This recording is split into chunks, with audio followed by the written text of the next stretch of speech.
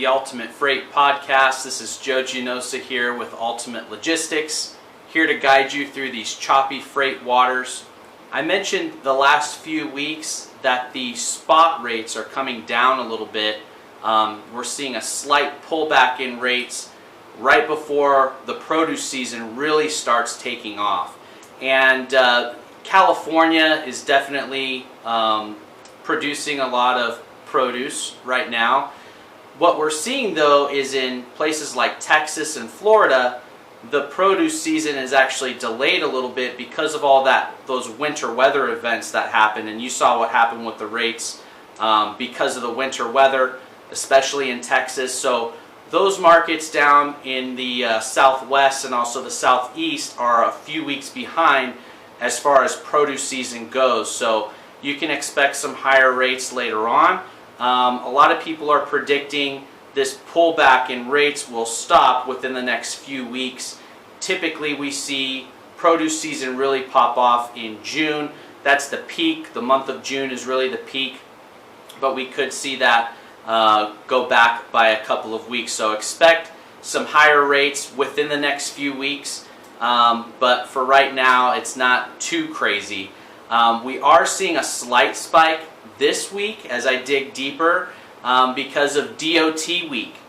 And DOT is the Department of Transportation, and they do a 72-hour period, and this it was actually started yesterday, goes on the 5th today, and then on the 6th tomorrow. And what it is it's basically like if you ever see a bunch of DUI checkpoints on New Year's Eve. It's kind of the same thing, but with weigh stations for truck drivers to make sure that all of their trucks are where they need to be as far as mechanically goes, and also their driving hours as drivers and their licenses are up to date and everything else. There's different levels of inspections.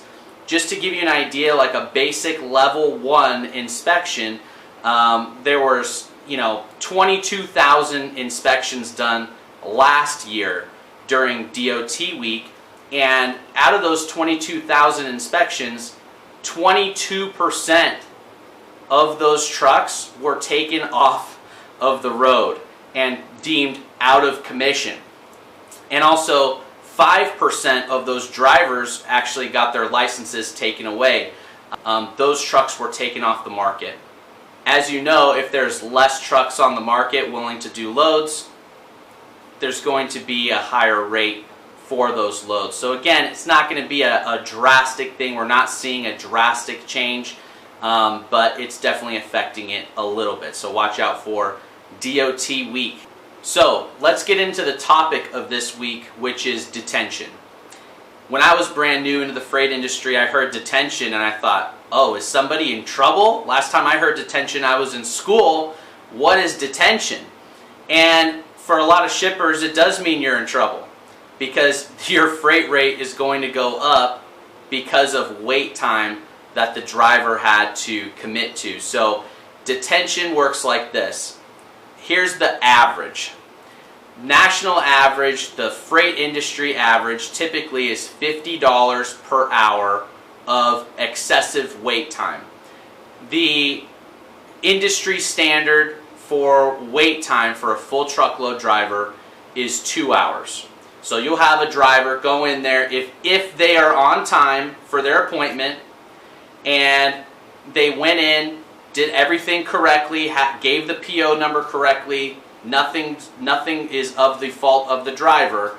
If they go in at their appointment time and have to wait more than 2 hours, then they're going to charge $50 per hour after the 2 hours. So let's say they had a 12 p.m. delivery appointment. They go in, they check in at 11:45, they give all the right information, and then at 12 o'clock, that clock starts ticking.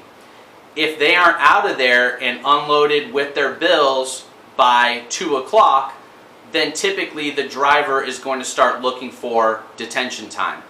Luckily, a lot of our carriers aren't very strict on that, especially the more business we give them and the more relationships we have with them.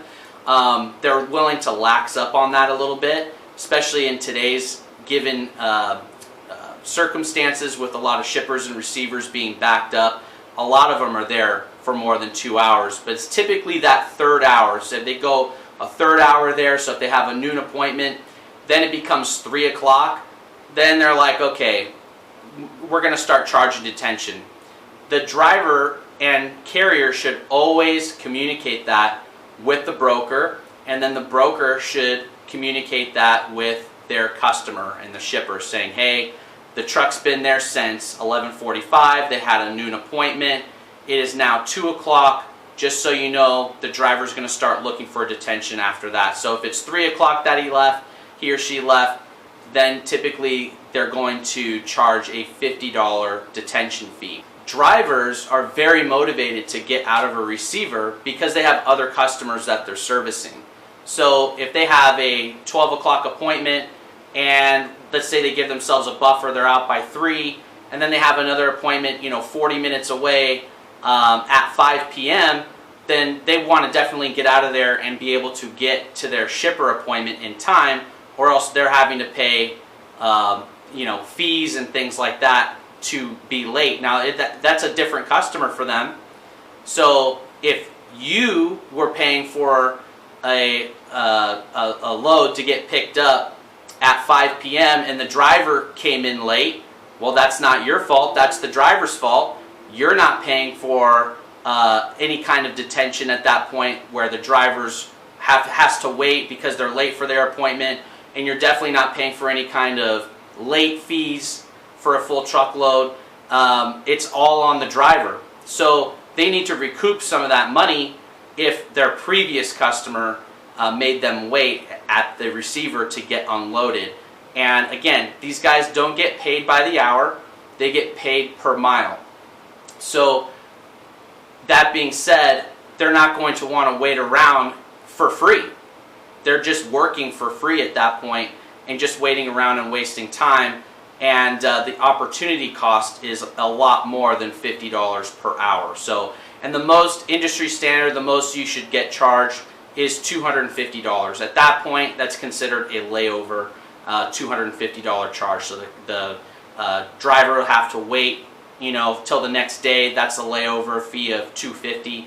There are certain circumstances, specialized circumstances, where maybe the driver lost out on a lot more, and that would be between the broker and the driver, and also the broker and the customer to work something out that's fair depending on the situation and what we're trying to get the driver to do. But again, detention time is time spent waiting at a shipper or a receiver, and a lot of times a receiver, because these guys want to get out of there and go service their other customer, not be late for that appointment and incur more fees and charges and things like that, or just lose the load altogether and have a hard time finding something else that's maybe less desirable for them.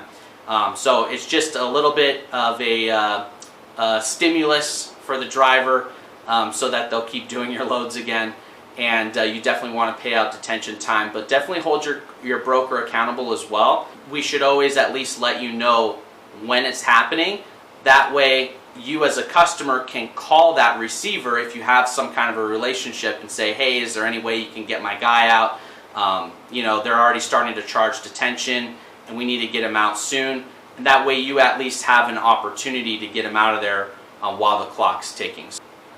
So that's what I have for you today. Feel free to give me a call at 209-613-6865. I can help guide you through this week and what's exactly going on and answer any questions that you have. Until then, see you next week. Thanks.